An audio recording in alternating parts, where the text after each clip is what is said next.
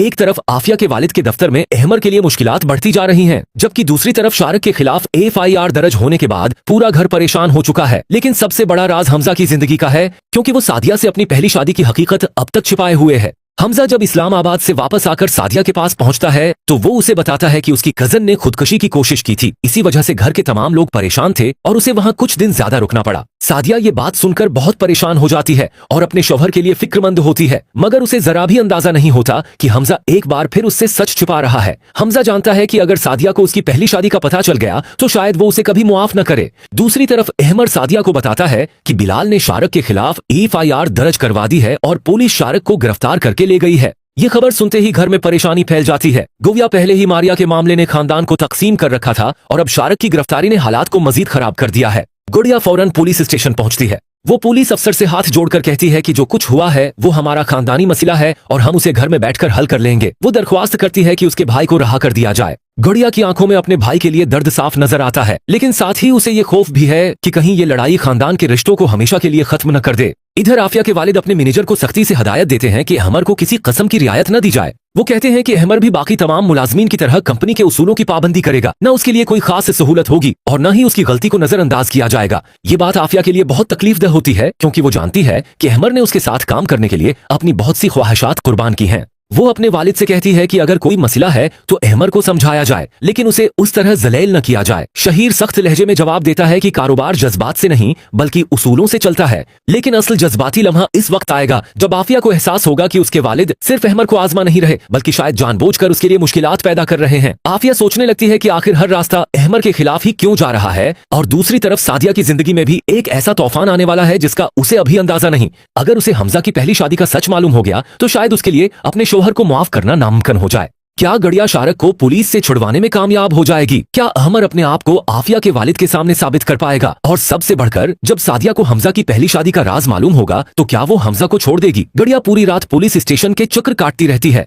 मगर शारक के खिलाफ दर्ज FIR की वजह से इसे फौरी रहाई नहीं मिलती। गड़िया की आंखों में आंसू होते हैं और वो सोचती है कि आखिर एक ही खानदान के लोग एक दूसरे के खिलाफ इस हद तक कैसे पहुंच गए। वो अहद करती है कि वो अपने भाई को अकेला नहीं छोड़ेगी, लेकिन साथ ही उसे मारिया की वो बात भी याद आती है जिसमें उसने बार बार कहा था कि वो बेकसूर है। दूसरी तरफ अहमर को दफ्तर में एक नई जिम्मेदारी दी जाती है। मैनेजर उसे साफ अल्फाज में कहता है कि यहाँ तुम्हें किसी कसम की रियायत नहीं मिलेगी। अहमर खामोशी से सब कुछ सुन लेता है और कहता है, मुझे किसी रियायत की जरूरत भी नहीं, मैं अपनी मेहनत से साबित करूंगा कि मैं उस काबिल हूँ। आफिया दूर खड़ी अहमर की ये बात सुन रही होती है और उसकी आंखों में फख्र के साथ साथ दुख भी आ जाता है। वो जानती है कि उसके वालिद का रवैया अहमर के लिए कितना तकलीफदा है। आफिया अहमर के पास जाकर कहती है, तुम फिक्र मत करो, मैं डैड से बात करूंगी। अहमर फौरन उसे रोक देता है और कहता है, नहीं आफिया, तुम मेरे लिए अपने वालिद से मत लड़ो। अगर मुझे यहाँ अपनी जगह बनानी है तो अपनी काबिलियत से बनाऊंगा।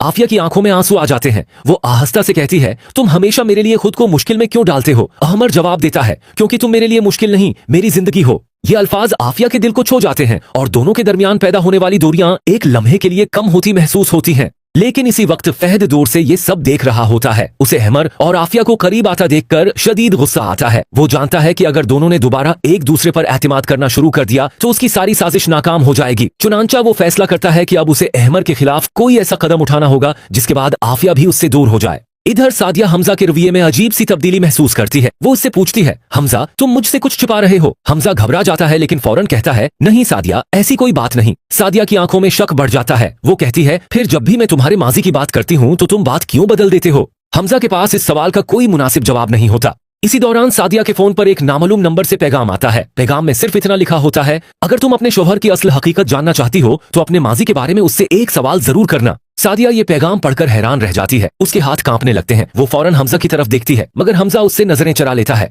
दूसरी तरफ गड़िया को आखिरकार मालूम होता है कि शारक को एक रात मजीद पुलिस हिरासत में रखा जाएगा। वो परेशान होकर कहती है, मैं अपने भाई को इस तरह नहीं देख सकती, लेकिन अगर उसने मारिया के साथ नाइंसाफी की है तो उसे अपनी गलती भी माननी होगी। इसी वक्त मारिया गड़िया के पास आती है और कहती है, बाजी, अगर शारक भाई को मेरी वजह से सजा हो रही है तो मैं उनके खिलाफ कुछ नहीं चाहती। मैं सिर्फ चाहती हूँ कि इन्हें सच मालूम हो जाए। गुड़िया मारिया को गले लगा लेती है और कहती है, तुमने बहुत बर्दाश्त कर लिया है, अब सच खुद तुम्हारा साथ देगा। लेकिन कहानी का सबसे बड़ा राज अभी बाकी है। सादिया इस पैगाम के बाद हमजा के माजी की हकीकत जानने के लिए इसके पुराने जानने वालों से राबिता करने का फैसला करती है। उसे एक ऐसी औरत का नाम मालूम होता है जिसे हमजा माजी में अपनी जिंदगी का हिस्सा बताता था। सादिया की आंखों में आंसू आ जाते हैं और वो खुद से कहती है, अगर हमजा ने वाकई मुझसे अपनी पहली शादी छुपाई है तो मैं इस झूठ के साथ एक लम्हा भी नहीं रह सकूंगी। और अब अगली किस्त में असल इम्तिहान शुरू होने वाला है। क्या सादिया को हमजा की पहली शादी का सच मिल जाएगा? क्या फहद अहमद और आफिया के दरमियान दोबारा गलत फहमी पैदा कर पा